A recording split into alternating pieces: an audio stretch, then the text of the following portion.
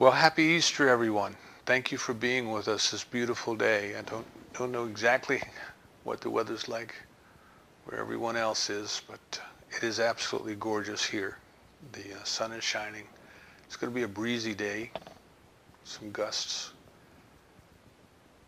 and everything is turning green. I had to cut the grass for the first time this week, the first time this year.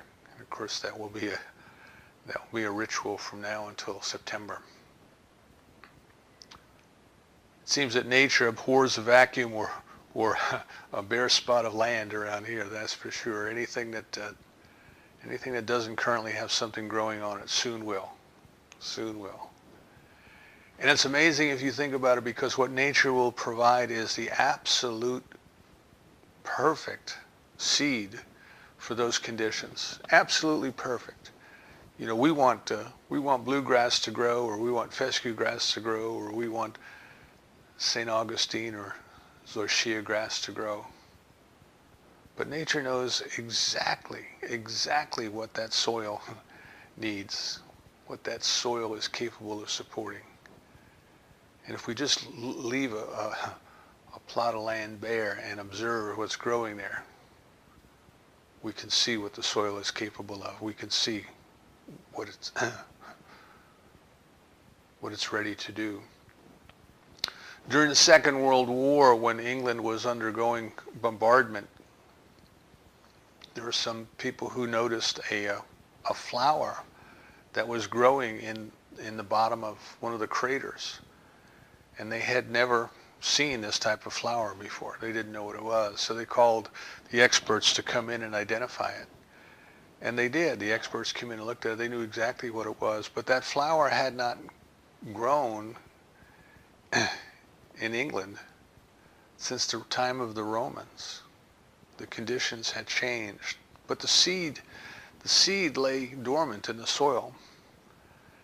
And when the right conditions came along, and in this case the right condition included the great disturbance of the ground caused by the explosion, when that right condition came along, there was that seed ready to sprout, ready to come out of the ground. Spring is a time of renewal. Doesn't matter. It doesn't matter what hemisphere you live in. Doesn't matter whether you live north or south of the equator. You'll have spring just at different times of the year. But spring is recognized as a time of renewal, and there are springtime celebrations the world over. You know, the May Day celebrations started out as a springtime ritual. You know, it was celebrating the fertility of life itself, you know.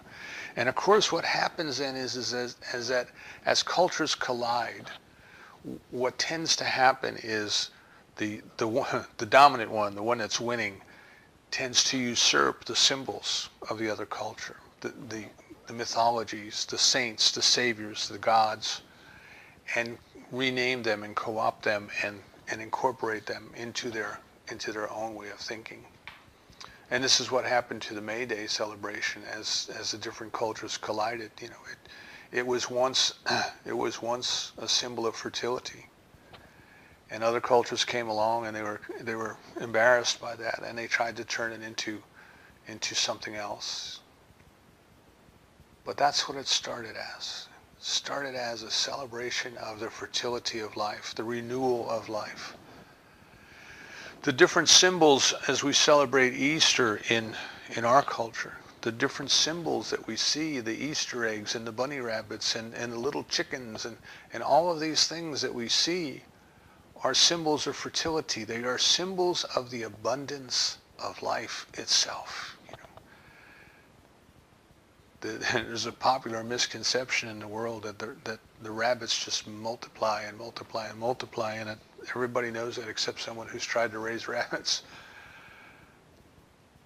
But the symbolism is there. That's why the bunny is there. It comes to us not from a Christian culture, but from a culture that predates Christianity. But to the people of that time and of that place, they understood what the bunny rabbit was. See, life is renewing itself. Everything that appeared to have been dead or to be dormant is now coming back to life, and it's coming back to life abundantly. As I sit here and I look out the window, and there's a tree straight in my view, and I can barely see through that tree now to see the sky behind it. There's so many leaves there, and the leaves have just begun. And in a couple more weeks, or maybe another month or so, I won't be able to see any sky at all behind it. It'll be so full of green vegetation. And then in the fall, those leaves will drop, and the tree will be bare, and it'll just be twigs and branches and bark. So it appears to be dead, but it's not dead. It's just going through a cycle of life. It is just resting. And in the spring, the people who live close to the land, they feel this renewal. They see this renewal. Back at the winter solstice, the celebrations at the winter solstice were a recognition that spring was coming. As soon as the sun begins its northward migration once again, right? The solstice, the sun hits the lowest point in the sky. It is the longest night of the year. But as soon as the sun begins its journey north again, the promise of the renewal of life is there. The people who live close to the land know that. They've been given another year. They'll be given another spring. And of course, with the spring, it implies the harvest. It's all there in the cycle of life for those who are willing to be in touch with it, for those who are willing to understand it. So we want to look at this theme of renewal, and we want to look at this theme of Easter, and we want to look at it more importantly in terms of, but what about me? What is that? The old thing that we did in training sessions, WIIFM. What's in it for me? People needed to understand what they were going to get out of the training session in order to hold their attention. What's in it for me? Meister Eckhart, around the year 1300, preaching to his little denomination, his little church. He was a Catholic monk, and he was preaching to them one Christmas Eve, and he said to his people something that I believe was considered scandalous in his day. He said to his people, he said they had come together to celebrate the birth of a baby some 1,300 years before in Palestine. He said, but unless each and every one in the church understood what that meant to them personally, it might as well never have happened. And I have no record of it, and we have lots of his sermons were written down, by the way. You can get copies of a book of his sermons. But I believe he might well have said the same thing to them on Easter. What is this celebration of Easter all about? What is this theme of resurrection all about? But not so much what happened thousands of years ago in a faraway place. What is it about today, to me, in my heart, in my consciousness? What does this all mean to me? Why is it important?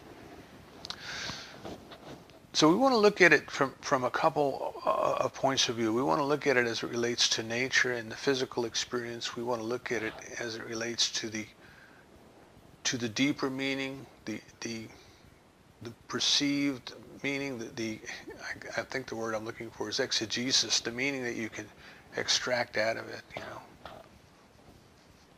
So you have the story, and then you have the moral of the story that you can draw out of it. Aesop's fables, the story of sour grapes. There's a lesson in there. What is the meaning of these things? And then we come to the spiritual element, perhaps the more obvious spiritual element, because it's all spiritual. What is the experience of it? See, what is the Easter experience of your life? What is the resurrection experience of your life? Now, at one time when our kids were growing up, we had a fish tank. We had tropical fish, as many people do. And of course, they were fascinating to just sit and watch for hours, kind of kind of chill out. It was better than TV, because you just sit there and watch the little fish swim around the tank. But one thing you notice about fish, if you have them, of course they don't have hands and arms like we do. So they explore everything with their mouth. That is the way they begin their experience of things. If you put something new in the tank, if you drop a new pebble in, or if you drop a little bit of food in, something new comes into their environment, they swim over to it and they pick it up in their mouth. And they roll it around in their mouth a little bit. And that kind of gives them an idea. If fish can have ideas, it kind of helps them to determine what that is. Is it something to eat? What is it? And if it's not, they spit it out. See? They just spit it back out. But they had to engage and interpret that new object in their environment. They had to engage it and interpret it through the only means they had, the physical means and the limited physical means of their mouth. And what we want to draw from that, what we want to keep in mind from that is that you and I come into this world, and our first experience of the world is as a physical being.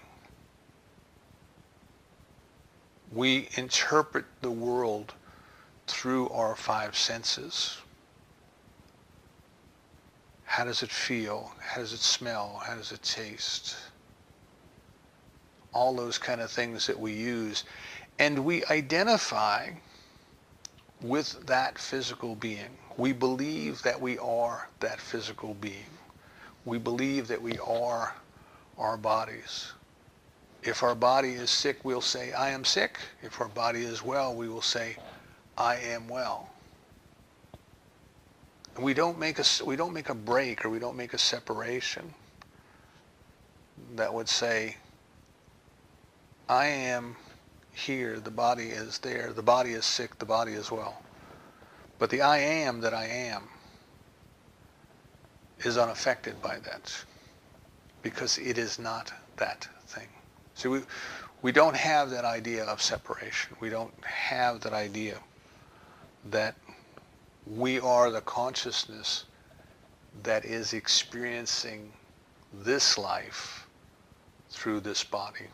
I would suppose no more than the fish has any notion whatsoever that it is the consciousness that is experiencing the tank through the body of the fish and experiencing the new element in its environment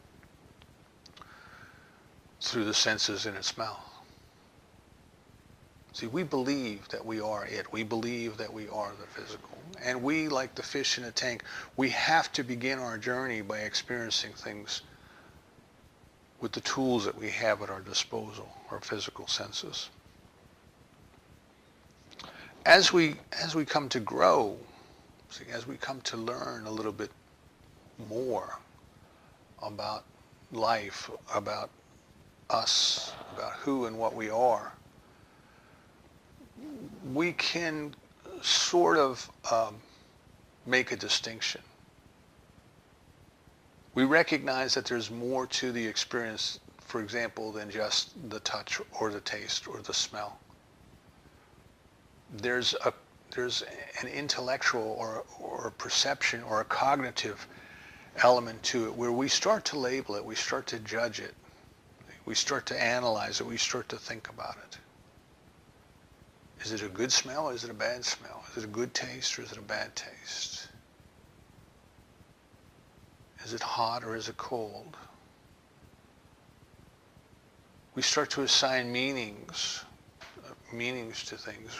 Sometimes the assignment that we make is not necessarily a conscious assignment, but sometimes a subconscious assignment. There are comfort foods, for example. When we were kids and we were sick, our mother gave us certain things to eat, a bowl of chicken soup. It's our comfort food. If our body starts to feel sick, even as adults, we want that bowl of chicken soup. Whatever it was that they gave us. I remember one time when I was very little, 4 or 5 maybe, My parents took me out on the boat. We had a little skiff, like a 16 or 17 foot skiff with an outboard motor on it. And they went out fishing. And I got very sick. I got seasick. And that was the first, last, and only time I think that I've been seasick. And my mother lived until she was 85, and every time she saw me, she'd say, "Do you still get seasick?" But I was very sick.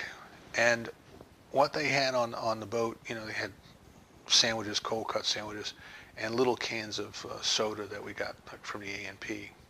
And one of those sodas was a lemon lime, can of lemon lime soda. I remember it to this day. And I was very sick, and my mom opened a can of lemon lime soda, and she gave it to me. And it wasn't very cold. We had been out for a while, and the ice had melted. It wasn't very cold. It was pretty warm. But she gave me this lemon lime soda, and she said, "Drink this soda. This soda will make you feel better." And I drank down what I could, and my stomach quieted down, and I lay down on the floor of the boat, and with the rocking motion, and I fell asleep. And when I woke up, I was cured. I felt better. I went through my entire life thinking that lemon lime soda was some kind of a miracle cure, you know, that whenever you're nauseous, go get a can of lemon lime. So I would recommend it to people. You need a can of lemon lime soda, because it worked for me. That was my comfort food. And then, of course, years later, I found out that it was the sugar, the sweetness, you know, that sweet things tend to calm down an ailing stomach. But my point is that my first experience as a little boy, my physical experience was of the lemon lime, and I assigned that meaning to it. And I went through my life thinking that lemon lime soda was the cure. Later on, we start to be able to think. Later on, we start to be able to analyze. Later on, we start to be able to understand things as we grow. And then the final level that we come to in this experience on earth, the final level that we are aware of, and there's probably more beyond that, but the final level that we become aware of, beyond the physical, beyond the intellectual, is the spiritual, is the level of experiencing, the level of being, the level of I amness. That's where our growth goes. So we look at this thing called Easter, and we understand then that at the physical level, at the level of nature, it started out just as a recognition of life as people observed it. The very word Easter appears in many different cultures as goddesses, typically a goddess, because the fertility, the birth of new life is typically recognized as coming from the feminine, from the goddess. So people who lived in the physical realm, in touch with nature, they could see that life was something more than the appearances, something more than just what everything looked like. The trees looked like they were dead, but they come back to life. If you lived in a lush tropical environment and you went out and you chopped a tree down, you know, it wasn't dead. Little sprouts would start to shoot up from all over the trunk of the fallen tree, and from what was left of the root of the tree. It wasn't dead at all. It had simply changed its appearances. We moved into this house about 4 years ago, and there's some hedges that had grown way out of control. And I decided to just take my saw and cut some of them off flush with the ground. I just wanted to cut them off flush with the ground and not have them where they were anymore. And I did. I went out. It took me hours. It took me hours laying on the ground with a handsaw, you know, sawing the shafts of the trunk of the hedge. And the following year they came back up. They were sawed off even with the level of the ground. And the following years they put up sprouts, and now they're back up half as high as they were when I cut them down. You see, in that environment, the distinction between life and death is not at all what we see, what we have in our society, where death is a finality. But things just change their appearances. See, what people could start to recognize, they could see these things and they could understand them. And they could understand that they were part of it. And they could celebrate the fertility of the bunny rabbits, the fertility of the animals. Because they were part of that. There was going to be abundance in their own lives, in the form of children being born, in the form of food to eat, in the form of animals to raise and to shear for wool. Life was renewing itself, and the people were, even just at the physical level, even if they went no further than that, they understood that they were part of something so much bigger, something that was pushing itself out at every opportunity. As I said, every bare spot of ground, every nook and cranny, things were growing, things were living. I was kind of amazed. Back in the 80s, I had to work in Phoenix, Arizona for, I think maybe 6 months I was there. And on the weekends that I didn't come home, I think I came home like every other weekend. On the weekends I didn't come home, I went out to the desert and I flew. There was a glider port out there, and I went out and I flew sailplanes. Now, I grew up mostly in the New York City area, and my idea of the desert was, the Sahara Desert with the rolling sand dunes, and of course the things that you learn from watching Roadrunner cartoons. And I was amazed when I went out and flew over the desert that it was alive. It wasn't barren as I perceived it to be. I realized the Sahara is, but the desert in the southwestern United States was not the part around Phoenix where I was flying. There were forms of life that were specially adapted for that environment. There's fish that live in those environments that their eggs will just lay in wait until the heavy rains come and the ponds fill back up again. And the eggs will hatch and the fish will live, and they will mate and they will lay more eggs. They will spawn more eggs, and the eggs will go back into the mud at the bottom of the pond. And then when the pond evaporates, the eggs, just like the seed in the crater in England in World War II, those eggs lie there and await the perfect conditions for them to grow again. So even when things seem to not be alive, even when things seem to be in a state of death, there are seeds there waiting for the conditions to be right again, waiting for the right time. Joel Goldsmith, in his work on supply, he tells us, if you want to understand the principle of supply, divine supply, look at the orange tree. Because the orange is not the supply, the orange is the fruit of the supply. And the supply is not the branch. If you cut the branch off and carry it home, you won't get any more oranges. But the supply is the orange tree's connection to life. As long as that tree is connected to life, the supply of God flows through. And people at the physical level, they understand this. So this is where many of our symbols for Easter come from.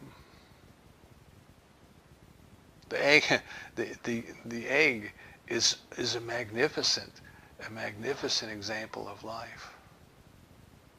One day you have this egg, and then something within the egg itself starts to peck a little hole, and out of this thing that looked like a rock comes a baby chick. It's almost, if you didn't know it, if you had never seen one before, you would wonder, what's that? What's going on? What's with that? So these symbols that we have, these symbols that have come to us over the years, have a meaning that is not only deeply rooted in the physical awareness that life is, and life is abundant,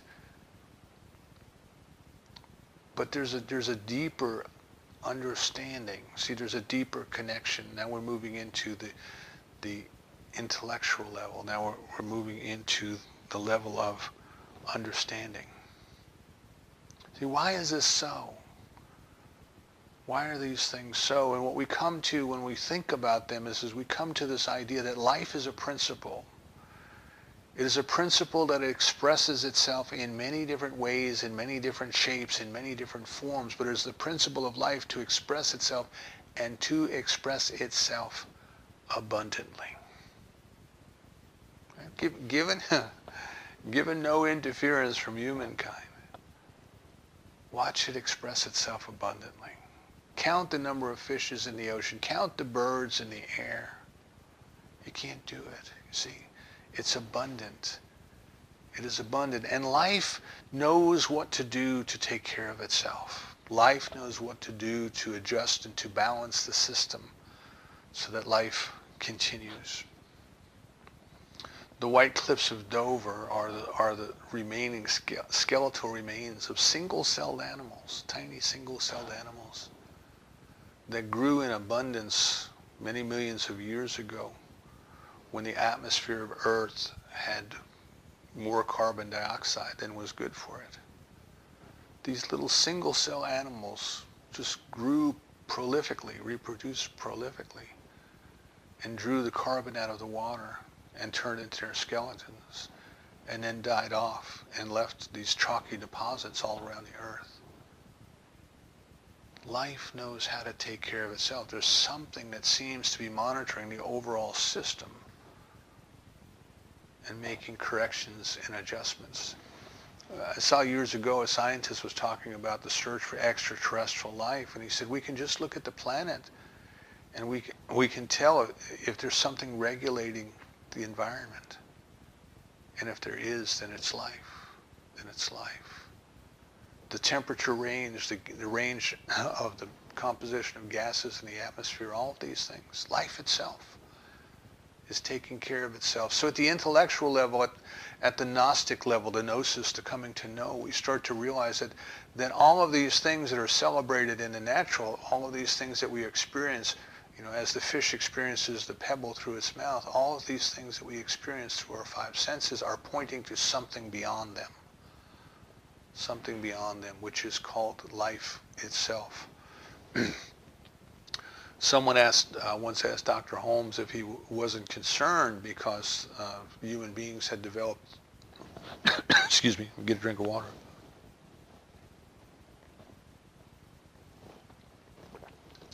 Human beings had developed a nuclear bomb, and we then had in our capability the power to destroy the entire human race. And Dr. Holmes' reply was, well, that's a possibility, but that wouldn't really change anything because life would just go someplace else and start all over again. He saw life as that principle that is moving, that is pushing everything forward, that is moving everything on. So what we tend to do is now we come to this time called Easter, we come to this time called renewal, we come to this time where that which was once appeared to be dead is coming back to life. And we start to understand it because we are not physical. We are spiritual beings having a human experience. Just like the fish experiencing the pebble through its mouth. We are spiritual beings experiencing the world through the physical senses. So now we start to get this idea that comes into religious thought. We get the idea of death and resurrection. Death and resurrection. That not only just nature itself, not only just life itself, not only just new leaves coming back on trees, but that there is something within the makeup of the human being that goes beyond the physical death.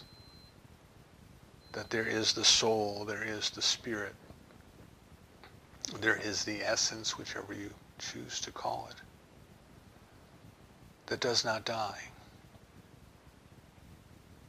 that is not overcome by death. that transcends death. And this idea of bringing back the dead appears in many cultures. It appears in many times.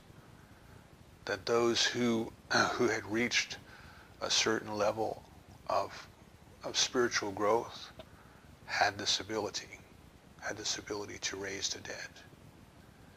And in Christianity, of course, we have the person of Jesus who underwent the crucifixion and who on Easter Sunday rose from the dead.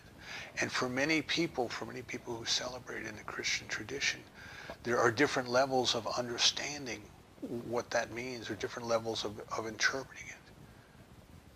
And at one level, it's hope. You see, it's hope. You'll hear people say, well, because Jesus died and rose from the dead, there's hope. Everybody will come back. Everybody will rise from the dead. And those amongst us who die, they're not gone, but someday they too shall rise again. This is why in the cemeteries, they bury the dead with the graves facing the east. And so come the resurrection morning, the people who are dead will be able to see the sunrise as they get out of the graves.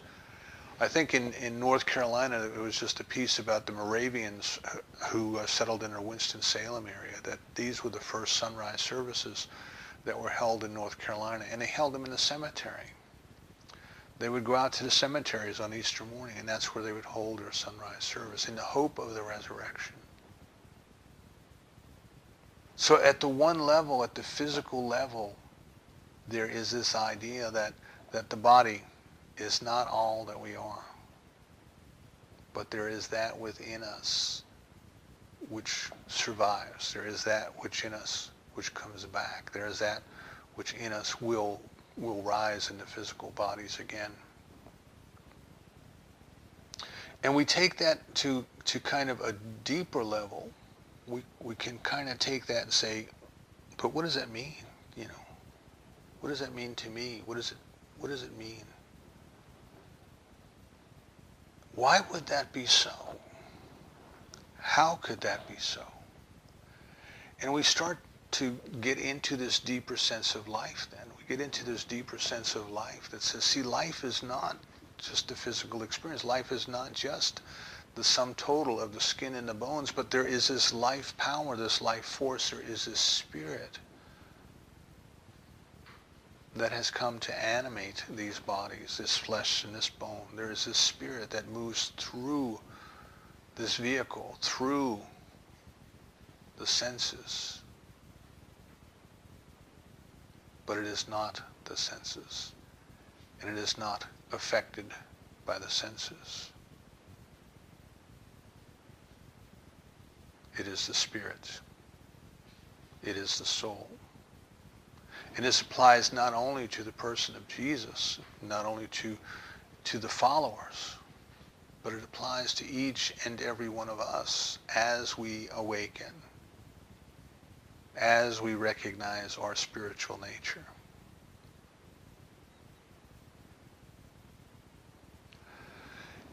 And as we come into the deeper level and the deeper understanding of what about me, we have to say, well, how and why and when do I do this? So the typical thinking has been, well, you know, someday the body dies, and according to different traditions, there's different ways to interpret it. The body dies and the soul kind of goes to sleep, and it stays asleep till come the resurrection day, and then the soul awakens from its sleep and it rejoins the body, and each and every one is resurrected. Other thought is well, the body dies, but the soul goes on to a different experience. The soul remains conscious, remains awake, remains aware, and goes on to a different experience in the presence of God in this place called heaven.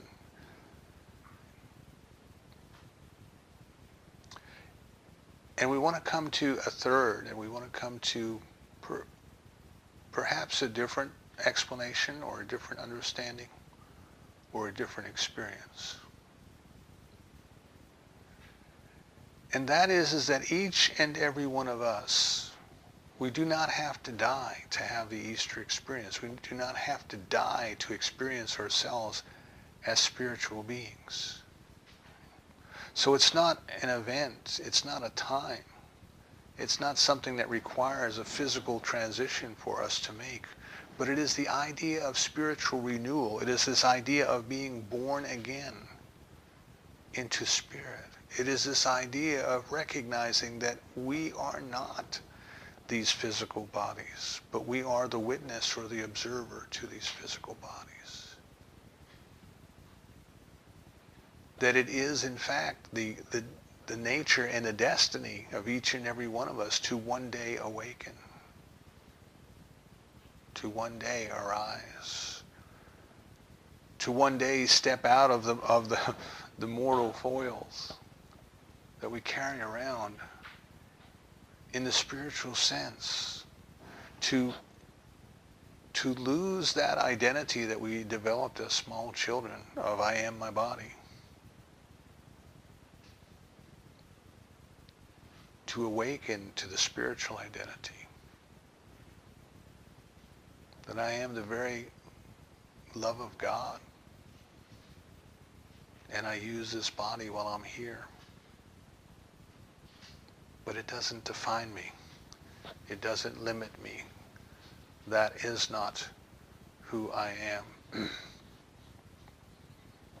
If we lived on the planet Mars, we would have totally different bodies. We would have bodies perfectly suited for that environment, because the life principle surrounds itself and cloaks itself with whatever form as may be appropriate for the environment that it chooses to live in. You gotta think for just a moment about this planet Earth. We're so used to living on the surface, and we think about breathing in the oxygen, and we can't understand what would it be like on planet Mars where there's so little oxygen. How could we possibly live? How could we possibly breathe? How could there be life up there if the conditions aren't the same as they are here? But all you have to do is go to the bottom of the ocean and you find a totally different life form on this very planet, a totally different life form, one that could not possibly exist up here on the surface, nor could we exist in these bodies down there. There's no oxygen down there, so there are life forms that have evolved that breathe in the sulfur from the volcanic vents at the very bottom of the ocean. Life will cloak itself in whatever form as may be appropriate for its full and complete expression. So we come back then to this idea that this Easter experience is a spiritual experience. This Easter experience is a spiritual awakening for each and every one of us, where we finally make that transition from being human who thinks we are spiritual, to being spiritual, to being spiritual. And there's something very important in these stories in the New Testament that I want to point out that kind of gives us a clue to how do we go about this, right? So certainly our spiritual practice, our spiritual growth, our reading, our studying, our meditation, our treatment, all of these things are for the purpose of bringing each and every one of us into that experience. But if you stop and think about the narratives in the New Testament, if you stop and think about those, there was a stone that had to be rolled away. There was a stone at the mouth of the tomb. Now, you can read, as you read through the narratives, and anyone who's interested in kind of learning more about the narratives, I recommend Thomas Sheehan. He wrote a book called The First Coming, and he talks about kind of this evolution of the resurrection narrative. Some of the earliest copies of the Gospels didn't have the resurrection narrative in it. In Sheehan's point of view, this awakening to the idea that Jesus was the Christ was an awakening in consciousness that took time. And you can see the narratives evolved so that they say, well, the body's gone, he's risen. Somebody says, oh, no, he didn't. His followers came and stole it.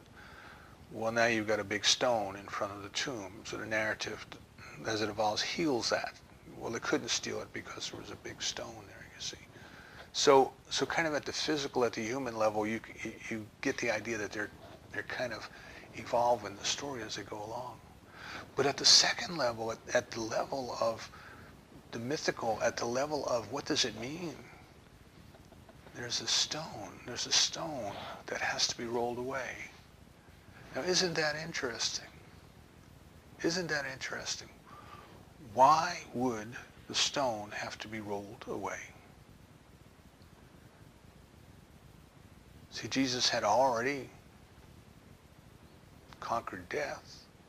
He was able to bring the dead body back to life. And we're told later on in the Gospels that he passed straight through walls and closed doors and entered sealed rooms. Why didn't he just pass through that stone? There's a meaning there. I'm not saying that. I'm not saying that to put down what's in the gospel. I'm saying there's a deeper meaning there that we have to get out of it. What is the stone that has to be rolled away? See, the stone in our lives that has to be rolled away are our limiting ideas, our beliefs. It is our insistence that we are physical beings. It is our insistence that we are the body. And it is us who has to roll back the stone because nobody else can do it for us. We are the only ones who can decide when it is time, and we are the only ones who can do the work that is required to do it. Inside the egg, there is a little chick, and that chick is given a special tooth. It's called an egg tooth. And it grows inside that shell, and for a time that shell is its protection.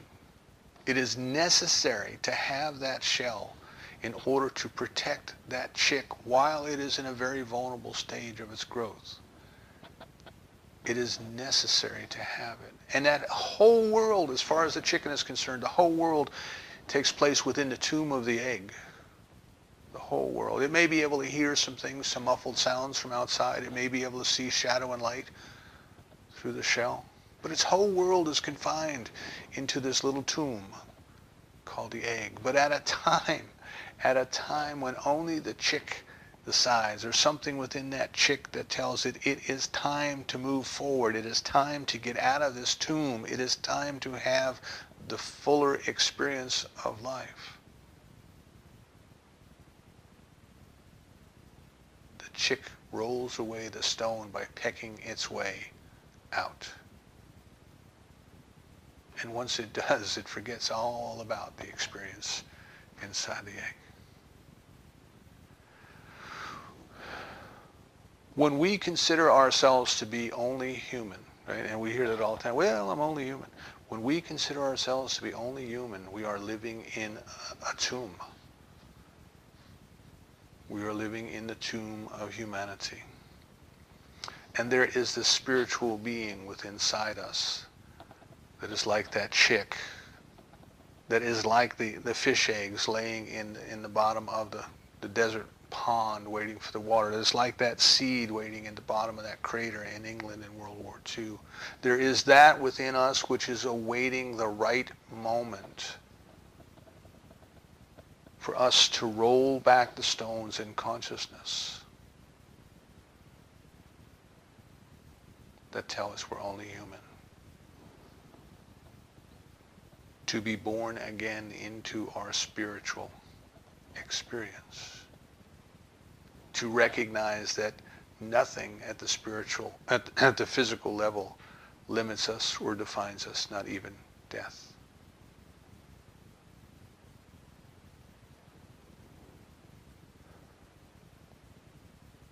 I was reading something Joel Goldsmith wrote that I found most interesting. He said that for part of his life, he was terribly afraid of death and dying. He couldn't imagine what it would be like to be buried or what it would be like to be cremated. Because he's so identified, this is my addition, he's so identified with the body that he thought he would be that body. He couldn't separate himself from that idea that he was his body. And what he said is one day he went for a haircut. And he got a haircut and he got a manicure. And they clipped his nails and filed his nails and they cut his hair and trimmed his hair. And he got in the car and he started driving home. And he said, I wonder what they did with the hair and the nails. Well, they probably swept them up and tossed them into the fire.